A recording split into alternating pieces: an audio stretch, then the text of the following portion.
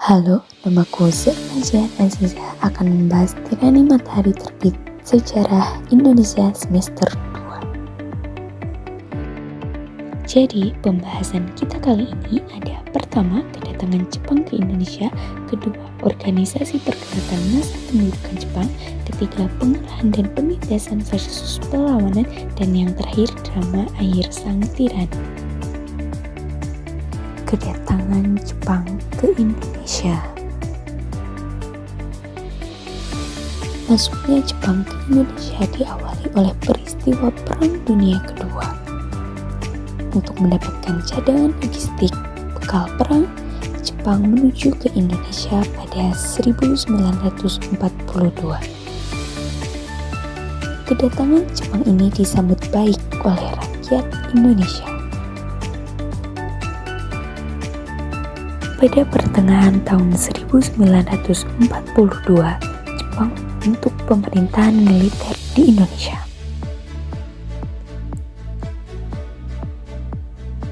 Dan untuk mendukung pemerintahan militer, Jepang juga mengembangkan pemerintahan sipil di Indonesia pada Agustus 1942. Organisasi Pergerakan Massa Pendudukan Jepang. Pada masa pendudukan Jepang di Indonesia, banyak organisasi pergerakan dibentuk. Organisasi yang bersifat sosial kemasyarakatan ada Gerakan 3A, Pusat Tenaga Rakyat atau Putra, MIAI, dan Jawa Hokokai. Untuk organisasi semi-militer, ada Pergerakan Tenaga Pemuda, organisasi Seinindan, Keibudan, Barisan Pelopor, dan Hizbullah.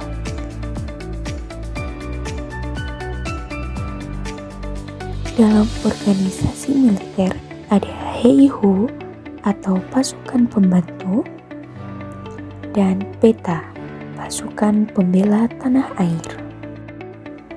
Pengerahan dan penindasan versus perlawanan. Kebijakan ekonomi Jepang berfokus pada pemenuhan kebutuhan perang. Dalam masa pendudukan Jepang juga, mereka membatasi kegiatan pendidikan di Indonesia. Jepang juga menerapkan kebijakan Romusa atau kerja paksa untuk rakyat Indonesia. Selama pendudukan Jepang, rakyat Indonesia melakukan berbagai perlawanan.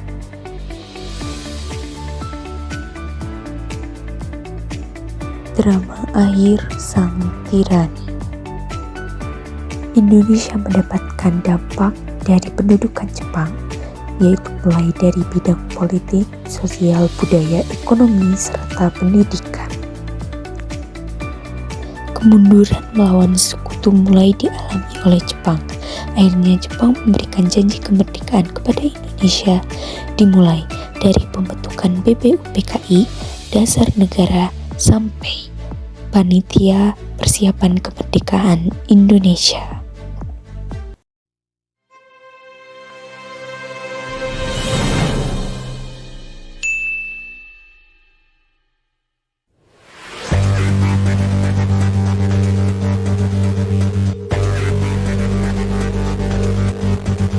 Jepang adalah sebuah negara kepulauan dan negara kesatuan yang bersistem parlementer dengan berbentuk monarki konstitusional di Asia Timur.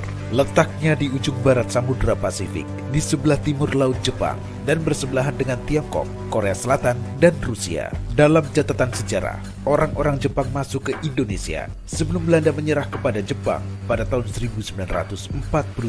Krisis ekonomi tahun 1937 yang melanda dunia ternyata tidak begitu berdampak bagi negara Jepang. Jepang berhasil mengantisipasi dampak buruk yang diakibatkan oleh resesi global tersebut. Jepang mampu bertahan berkat strategi perekonomian mereka. Hal ini berbeda dengan pemerintahan Hindia Belanda yang ikut terdampak akibat krisis tersebut. Perekonomian Hindia Belanda kian terpuruk. Faktor inilah yang menjadi jalan masuk awal Jepang ke wilayah Indonesia.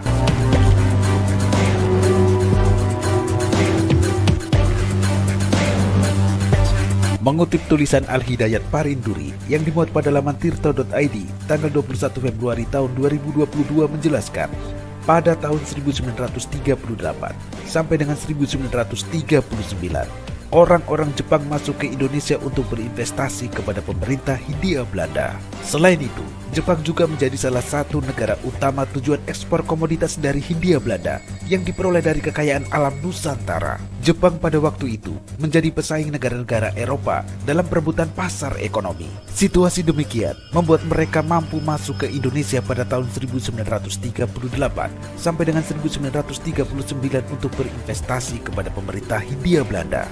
Pada tanggal 1 September 1939, Perang Dunia Kedua dimulai. Jepang dan Belanda berada di kubu yang saling berhadapan. Jepang di blok fasisme bersama Jerman dan Italia, sedangkan Belanda menjadi bagian dari sekutu yang dimotori Amerika Serikat dan Inggris. Situasi ini tentunya merugikan Jepang yang telah menanamkan investasi di Indonesia, serta mengimpor berbagai komoditas hasil alam dari Hindia Belanda. Atas dasar itulah, Jepang kemudian mengincar Indonesia untuk menguasai kekayaan alam Nusantara guna kebutuhan perang dan industri. Jepang berkeinginan untuk mendirikan persemakmuran Asia Timur Raya. Keinginan ini ditunjukkan melalui serangan Jepang ke pangkalan militer Amerika Serikat di Pearl Harbor, Kepulauan Hawaii pada 7 Desember 1941. Penyerangan ini bertujuan untuk melumpuhkan kekuatan sekutu yang terdiri atas Amerika Serikat, Inggris, dan Belanda yang diperkirakan akan menjadi ganjalan bagi ekspansi Jepang di Asia.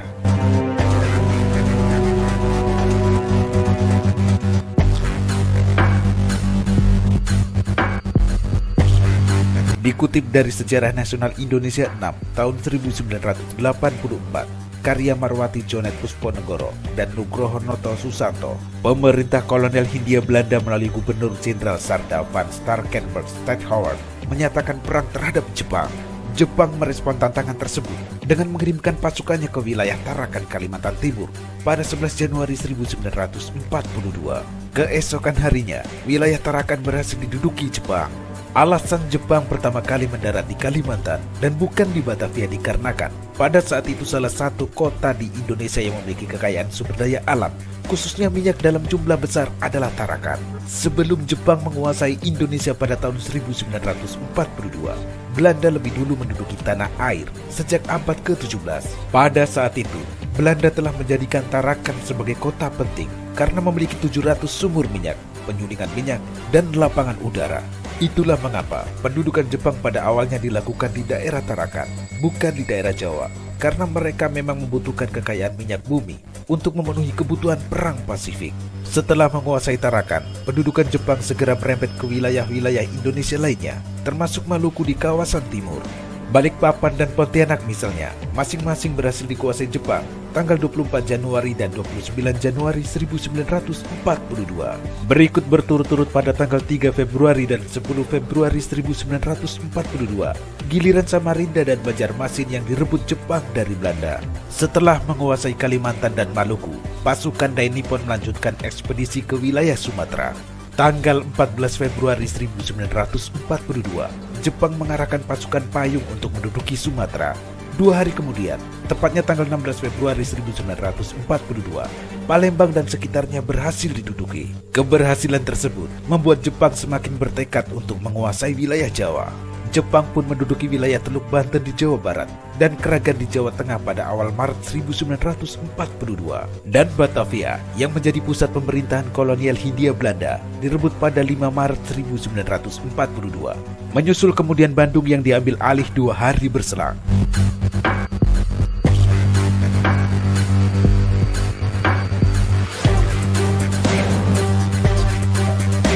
Pemirsa, Belanda yang semakin terdesak terpaksa menyetujui untuk diadakan perundingan.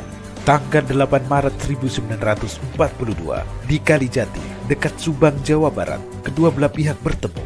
Dalam perundingan yang dikenal dengan nama Perjanjian Kalijati itu, diputuskan bahwa Belanda menyerah tanpa syarat kepada Jepang. Selanjutnya, dilakukan penyerahan kekuasaan atas wilayah Indonesia oleh Gubernur Jenderal Hindia Belanda, Sarda van Starkenburg Stadthouwer, dan Letnan Jenderal Hendrik Terpoorten yang merupakan komandan Angkatan Perang Belanda di Jawa kepada Jenderal Hitoshi Imamura selaku wakil delegasi Dai Nippon. Sejak saat itu, wilayah Indonesia berada dalam pendudukan pemerintahan militer Jepang. Setelah resmi menduduki Indonesia sejak 8 Maret 1942, Jepang mulai menyusun pemerintahan demi melancarkan pendudukan mereka di Indonesia. Selain itu, Jepang juga melakukan aksi-aksi propaganda demi menarik simpati rakyat Indonesia. Di setiap kesempatan, Jepang menyampaikan pernyataan bahwa Indonesia Nippon berada di kedudukan yang sederajat. Jepang adalah saudara tua bangsa Indonesia. Jepang akan memimpin Asia untuk membangun Asia Timur Raya, dan bendera merah putih boleh dikibarkan berdampingan dengan bendera Hindomaru. Selain itu, lagu Indonesia Raya boleh dinyanyikan bersama Kimigayo.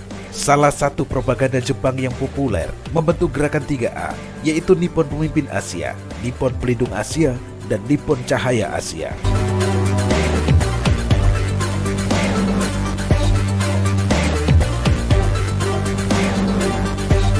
Gerakan 3A yang dibentuk oleh Jepang diterapkan untuk membantu usaha peperangan mereka melawan sekutu di Perang Dunia Kedua. Selain gerakan tersebut, pemerintah militer Jepang juga menyebarkan berbagai propaganda lainnya, serta kegiatan-kegiatan dan membentuk deretan organisasi yang melibatkan orang-orang Indonesia, seperti Pembela Tanah Air, Heiho, Seinendan, Keibodan, Barisan Pelopor, dan masih banyak lagi. Jepang membutuhkan bantuan orang-orang Indonesia untuk menghadapi sekutu di Perang Dunia Kedua. Namun di sisi lain, pada perkembangannya, perlakuan dari Nippon terhadap rakyat Indonesia justru semakin kejam.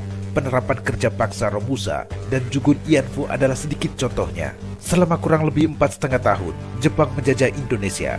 Banyak kerugian dan kesengsaraan yang ditimbulkan. Semua diarahkan demi kepentingan perang untuk Jepang, sehingga kehidupan masyarakat Indonesia tersiksa. Begitu pula dengan sumber daya alam yang dikuras oleh Dai Nippon. Hingga akhirnya, pada tahun 1944, kedudukan Jepang dalam Perang Pasifik sudah sangat terdesak. Di mana-mana, pasukan Jepang menderita kekalahan terhadap pasukan sekutu.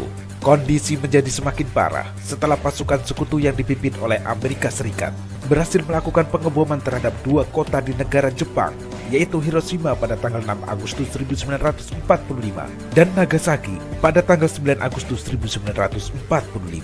Pengeboman terhadap kedua kota tersebut mengakibatkan jatuh korban yang jumlahnya mencapai ribuan jiwa. Jepang mengalami kehancuran total.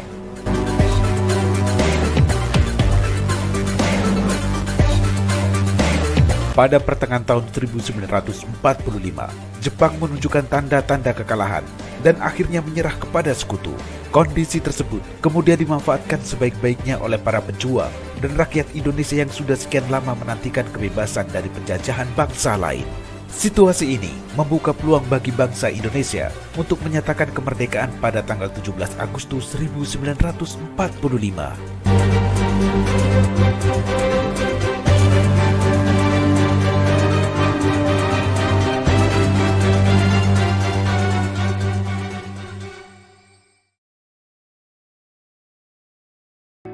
Terima kasih telah menonton. Mohon maaf apabila masih banyak kekurangan dan kesalahan.